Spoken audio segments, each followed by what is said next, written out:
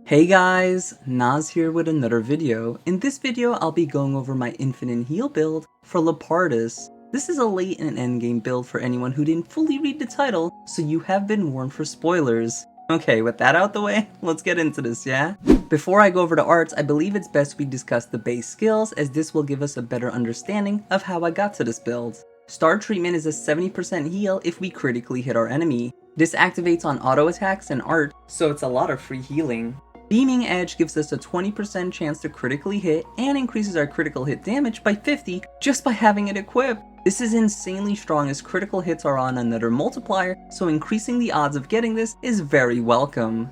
Fascinator increases our damage by 70% as long as we're in a field effect. And lastly, Ring a la Mode. This allows us to have 4 field effects. Field effects are very strong, so having this allows us to break the normal rule of 3. Since this job wants to critically hit, I decided to go with a critical hit build, so we'll always be healing. Cypher Edge takes our 35% critical hit chance and makes it 52%. Eye for weak points allows us to double our critical hit rate after landing 50 hits. This means our 52% will go to 104%, so we'll always be critically hitting.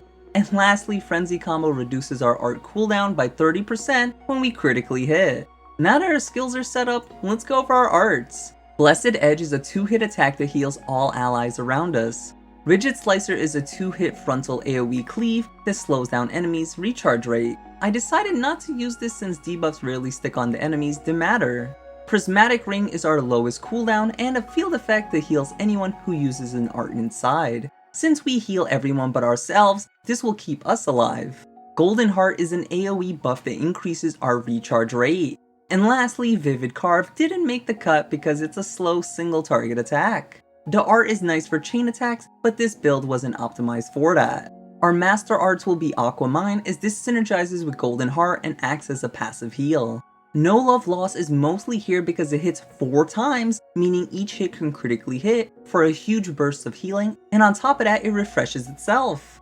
And lastly, Aerial Slash, as it's a dodge if we ever grab aggro, and it's an art that can easily critically hit when our eye for weak points is low. Our talent art Pride of Place is nice, but the regen it provides is outclassed by the constant activation of Star Treatment. The Blaze effect does little to no damage, so why waste the field effect on this? I personally went with Glittering Melody, as I find it to be the best supportive talent art. Next, we'll go over our gems. Soothing Breath and Life-Saving Expertise are here just in case an ally dies. They both increase our healing power while giving a benefit over Life Bearer. Disperse Bloodlust because we'll have a ton of free healing, so we don't want to grab aggro and die. Now that our gems are set, let's go over our accessories. Solace Ring because it's the biggest increase to our healing power. Chaotic Memory is here to ensure our attacks land, so Star Treatment goes off. And lastly, Devotional Necklace to synergize with our gems so we have all our arts after a raise. Now that we're set, here are some arts you'll want an ally to have since I couldn't use them all on Mio. Ring of Roses makes for a fantastic field effect that synergizes with our Aquamine and Golden Heart.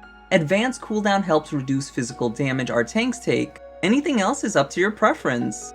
Now when heading into battle, you'll want one auto attack to connect, then cancel it into Prismatic Ring, then Golden Heart, and Blessed Edge. From there, you'll want to use No Love Lost to increase our eye for weak points count, then Aquamine and Aerial Slash. Once the build is online, keep No Love Lost on cooldown, followed by Aerial Slash, Blessed Edge, and Golden Heart. Aquamine and Prismatic Ring are just here to cancel in case nothing else is up. If you have any questions, please feel free to ask, and if you enjoyed this build, consider checking out the description and card for more. Don't forget, if this video brought value to you, please leave a like and consider subscribing to see more, as I play a wide array of RPG games and I break them down just like this. Until the next video, I'll see ya!